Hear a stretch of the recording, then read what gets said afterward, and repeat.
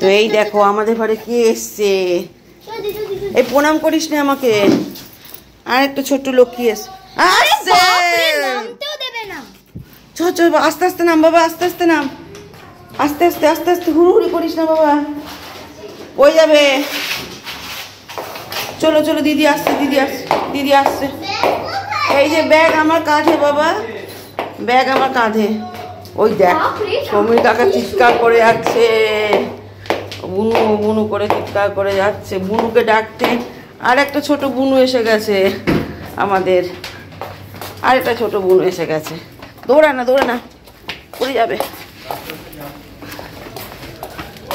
বুনু বুনু বুনু বুনু বুনু, ওই দেখছি এখানে। আমি আর যাবো না।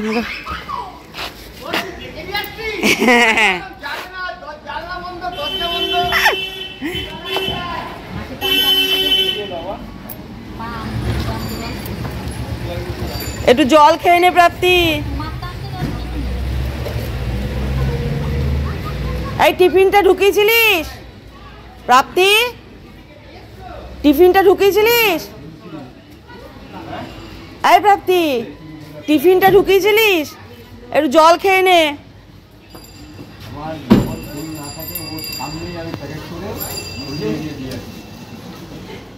লিপি এখানে জোর কদমে রান্না বান্না চলছে লিপির। প্রাপ্তি চলে গেছে স্কুল, লিপি ঘুমোচ্ছে। লিপি কি রান্না বসিয়েছে? পালং শাক ভাজা, বাবারে ঝাঁজ, সর্ষে গুঁড়ো যেন তো আনাতে হবে।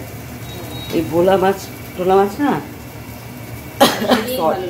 হ্যাঁ সর্ষে দিয়ে ভালো লাগে, সত্যি কথা। বাবা তো ঝাঁজ উঠছে, চিমনি চলে তাও ঝাঁজ ওঠে। আর চিমনির লোকটা কবে দাববে, পরিষ্কার করতে হবে চিমনিটা। এ বাবা কল খুলে এলাম। আর কি রান্না বাকি আছে তোমার? রুটি তরকারি করলেই ডান। তুমি কালকে ছুটি নেবে তো? কালকে লিপির ছুটি। চিনি আর হলুদ, আটা ময়দা তো সব আছে, চিনি আর হলুদ, ওকে ডান। বিস্কুট আছে তো? বিস্কুট না থাকলে হবে না। হ্যাঁ বিস্কুট 2 প্যাকেট আছে। এই লিপি এ নাও, এটা একটু ভিজিয়ে দাও দেখি ভালোবেসে। মটর ডলতে হবে, রাতে ঘুগনিটা করে দেবো, না এটা নষ্ট হয়ে যাবে। মেয়েটা কবে থেকে বলছে বাটি চাট খাবে, একদিন বাটি চাট করতে হবে। বাটি চাট এক ধরনের রেসিপি। বাটিটা, বাটির মধ্যে ময়দাটা মানে আটার মতো রুটির মতো ছোট লুচির মতো বেলে বাটির মধ্যে লেপে দিতে হয় পিছন দিকে, নিয়ে ফুটো ফুটো করে দিয়ে তেলের মধ্যে বাটির সময় ছেড়ে দিতে হয়, ওটা বাটির আকারে ফুলে ওঠে। এই মটর দিয়ে হবে না, সেটা চানা বড় বড় মটর লাগবে, নিয়ে আসতে হবে। এটা খেতে চাইছে কবে থেকে। তো প্রাপ্তি অনেকক্ষণ আগে স্কুল পৌঁছে গেছে, আমি এখন বিছানা তুলতে এসেছি। আমার জল খাওয়া কমপ্লিট, কিছুটা তুলেছি, এর উপর থেকে চাদর পাতবো। ওইদিকে দিদি ঘর দোর মুছছে। আর প্রীতিকে ডাকলাম, প্রীতি ওঠ, আর কত ঘুমাবি। প্রীতি উঠছি বলে আমার দরজাটা তো যাওয়াই রয়েছে, উঠলো না। দেখি কতক্ষণে ওঠে মহারানী। তো আমার খাওয়া দাওয়া হয়ে গেছে, কিন্তু শরীরটা তো ভালো নেই কাল থেকে। এই দিকটা এখনও দেখো একটুখানি ফোলা রয়েছে, জানি না। অবশ্য প্যানিক অ্যাটাকের ওষুধ রয়েছে সঙ্গে, টেনশানে কিছু নেই। চুল টুলে সেরকমভাবে আশ্রয়নি, শরীরটা খারাপ বলে। মাঝে মাঝে যে কেন হয় আমি বুঝি না, কোনো টেনশান নেই কিছু নেই তাও হয়। সংসারে সেরকম দায়িত্ব নেই, কাজকর্ম নেই, তবু যে কেন হয়ে যায় আমি বুঝতে পারি না। সকালের দিকে তো সত্যি কথা সেরকম দায়িত্ব থাকে না, বিছানা কপাট তোলা ছাড়া। আর যেদিন ঝুলটুল ঝাড়ার থাকে সেদিন ঝুলটুল ঝাড়ি, ব্যাস ওইটুকুনি। ও দিদি লাইটটা অফ করে দিও। ডাইনিংয়ে দেখবে 2টো লাইট জ্বলছে, ওটা বন্ধ করে দিও তো, মিটার ওঠে গ্যার গ্যার করে। তো যাই হোক, এখন একটুখানি শোবো, একটু ঘুমাবো, কারণ শরীরটা ভীষণ উইক কালকের থেকে, ভালো লাগছে না কিছু। তো প্রীতি কখন ওঠে দেখি, প্রীতিকে আবার ডাকবো, একটু খাওয়া দাওয়া করে ঘুমা। এখনও কলেজ খোলেনি, ও তো বলছে 10 তারিখ থেকে কলেজ যাবে। আমার যেই দিকটা ফোলা তোমরা বুঝতে পারছো, এই দিকটা এখনও ফোলা আছে, চোখটা ছোট হয়ে গেছে। যাই হোক চলো একটুখানি শুয়ে নিই, ঘুমটা তো কম হয়েছে, সকালে উঠতে হয়েছে, প্রাপ্তির স্কুল ছিল। তো বিছানা চাদরটা পরে পাতবো, আগে শরীরটাকে একটু সুস্থ করে নিই। দিদি খেতে দিয়ে দেবো? দাদা পাউরুটি চাইলো, পাউরুটি 3 পিসের মতো আছে। ভাত খাবে না বললো এখন। দাদা চলে এসেছে 7 তাড়াতাড়ি। চলো তোমাকেও দিয়ে দিই। বাসন রাখার জায়গা হচ্ছে না আমার এখন আর। দাদা হাত এটা ধুয়ে দাও তো থালাটা, ভালো থালা ধুয়ে দাও। এখনই ফ্রিজে সব ঢুকিয়ে দেবো, নাহলে না গরমে নষ্ট হয়ে যাবে সব।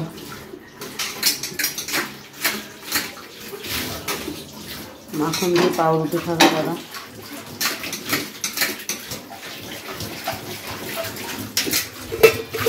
এখানে মটর ভিজিয়ে রাখা হয়েছে।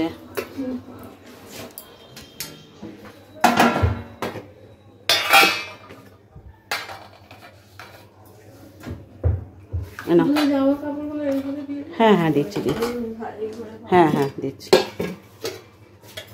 চল দিদিকে ভাত দিয়ে দিই, দিদি ভাত খেয়ে নিক।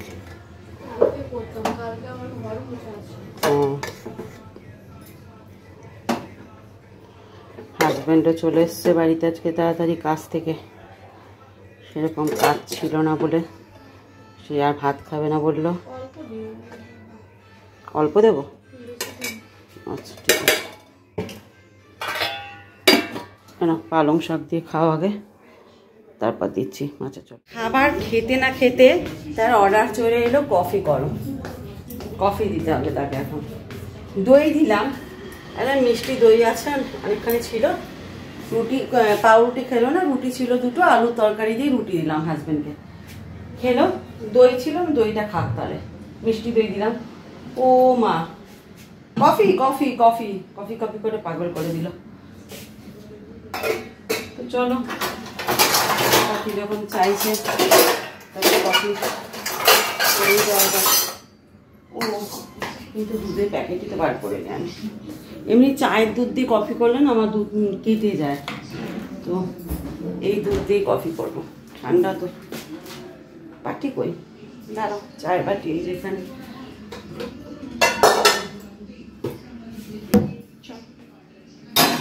দুধের প্যাকেটটা ছিঁড়ে একটু গরম হোক, তারপর গরম করবো। প্রাপ্তি স্কুল থেকে চলে এসছে। তো এখন পাস্তা আমার কড়াই ছিল, পাস্তাটা একটু গরম করে দিচ্ছি। পাস্তাটা খেয়ে নেবে। মেয়ে আমার খোখো খেলেছে, খোখো খেলে হয়েছে পায়ে ভীষণ ব্যথা। এখন বলছে মা আমার পা ব্যথা করছে ভীষণ। বললাম আরেকবার খেলবি তাহলে কমে যাবে। আর সপ্তাহে বোধহয় একদিনই পিটি, ওই সোমবার দিন করেই পিটি হয়। আজকে আজকে সোমবার না, মঙ্গলবার। সপ্তাহে একদিনই পিটি হয়। এখন তো খেলাধুলা সব বন্ধ হয়ে গেছে। আজকালকার ছেলেমেয়েরা মাঠঘাটে খেলাধুলা করতেই যায় না, সব কোচিংয়ে, তারপরে গানে, আঁকায়, নাচে, শুধু দৌড়ায়। খেলাধুলা পাঠ উঠে গেছে বাচ্চাদের এখন। এইবার ফোন ফোন ফোন করেই গেল সব। তো চলো, গরম হয়ে গেছে, মেয়েকে দিয়ে দিই, খেয়ে নিই। আবার একটু পরে আবার বলবে খিদে পেয়েছে, তখন আবার কি দেওয়া যায় দেখতে হবে। এই পড়িস না মাটিতে। এক হাতে কিছুটা পড়েই গেল, কয়েকটা পড়েছে। থাক চলে এগুলো। তো এখন ঢুকেছি রান্নাঘরে। রান্নাঘরে মেয়েদের যা কাজ রান্না করতে। আজকে করব ঘুগনি আর রুটি। তো 10টার সময় ঢুকলাম, হয়ে যাবে তাড়াতাড়ি। আমাদের খেতে অনেকটাই রাত্রি হয়, খেতে অসুবিধা নেই। 20-25 মিনিট টাইম লাগবে ঘুগনিটা করতে। মটর তো ভেজানোই ছিল, একটু সেদ্ধ করবো, মশলা বেটে দিয়ে দেবো। আর সব থেকে বড় কাজ, রসুন ছাড়িয়ে জলে ভিজিয়ে রেখে অনেকখানি বেটে রেখেছিলাম। রসুন বাটা রয়েছে, কোনো অসুবিধা নেই। পেঁয়াজ রসুন আদা একটু গ্রেট করে দেবো, তাহলেই হয়ে যাবে ঝটপট করে ঘুগনিটা। তো এইদিকে প্রেশারে একদিকে বসিয়ে দিয়েছি মটর, আর একদিকে একটু চা বসিয়েছি, দুধ চা। চা খেতে ইচ্ছা করছে ভীষণ, হঠাৎ করে দুধ চা। তো জানি অম্বল হয়, কিন্তু তবু একটুখানি খাবো।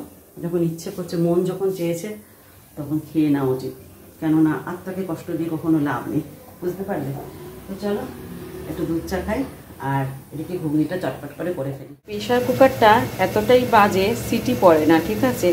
আর সিটি না পড়ার দরুন দেখো আমার একটুখানি ঘুগনিটা গলেও গেল মনে হচ্ছে।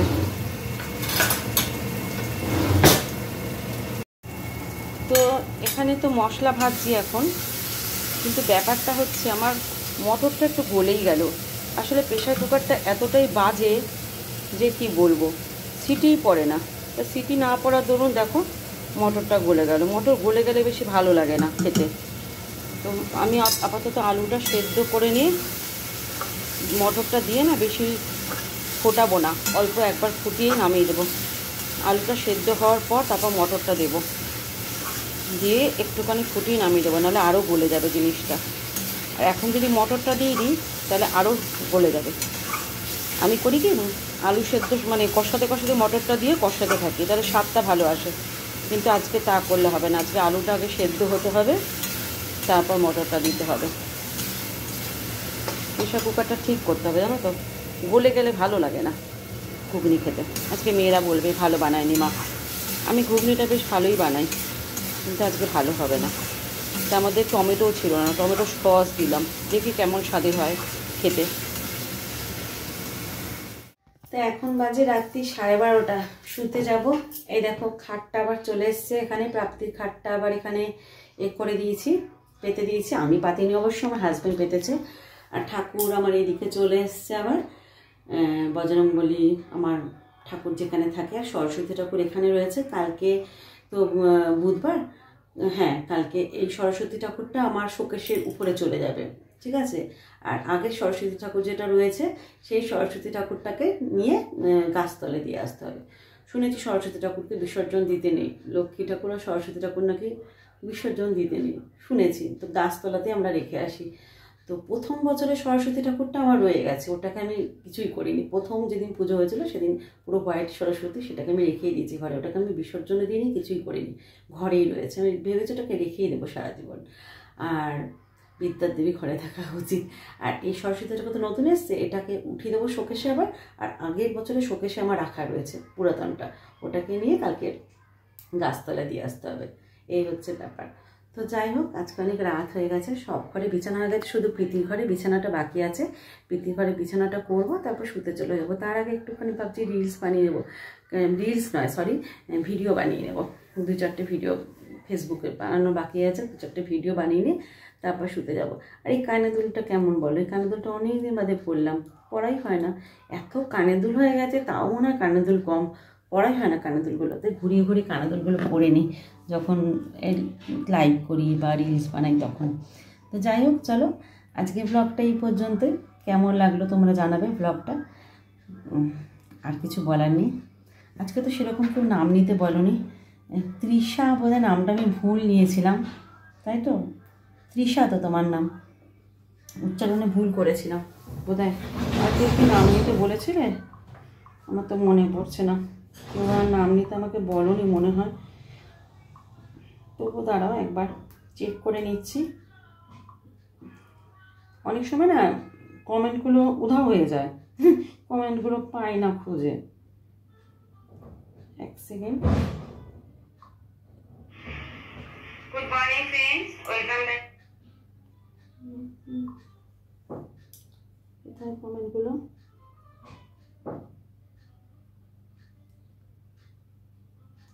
শ্রীময়ী তো নাম নিয়েছি, শ্রীময়ী। সুদীপ্তা ইংলিশ অনার্স নিয়ে পড়ছে, 6th সেমিস্টার, তোমার নামও নিয়েছি। অঙ্কিতা চক্রবর্তী, অঙ্কিতা চক্রবর্তী, অঙ্কিতা চক্রবর্তী নাম নিয়েছি মাধ্যমিক পরীক্ষার সামনে। এটা কে লিখেছে? 12 ক্লাসে পড়ো, 12 ক্লাসে পড়ে। কি নামটা? দাঁড়াও এক সেকেন্ড দেখি।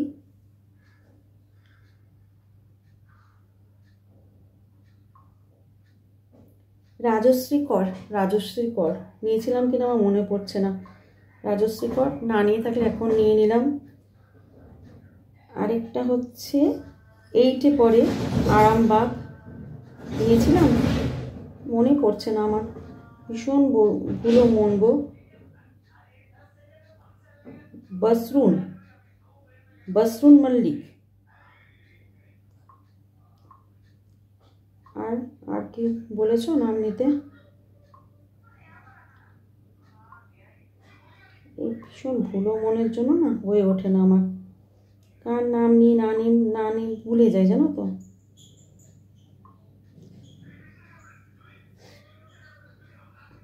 দাঁড়ো আরেকটা ফোন থেকে দেখছি তো। না আর তো কেউ। রাজশ্রী কলকাতা থেকে তোমার ব্লগ দেখছি, 12 ক্লাসে পড়ে। আজকে নামটা নিও রাজশ্রী, হ্যাঁ আজকে বলেছে রাজশ্রী, শুধু বলেছে আজকে নামটা নিতে। বাদ বাকি নামগুলো আমি আগেই নিয়েছিলাম, তো ভুলে গেছিলাম, দেখলাম আবার নিয়েছি, অনেকবার নিয়েছি। তো চলো আজকের মতো গুড নাইট, শুভরাত্রি, সবাই ভালো থেকো, সুস্থ থেকো।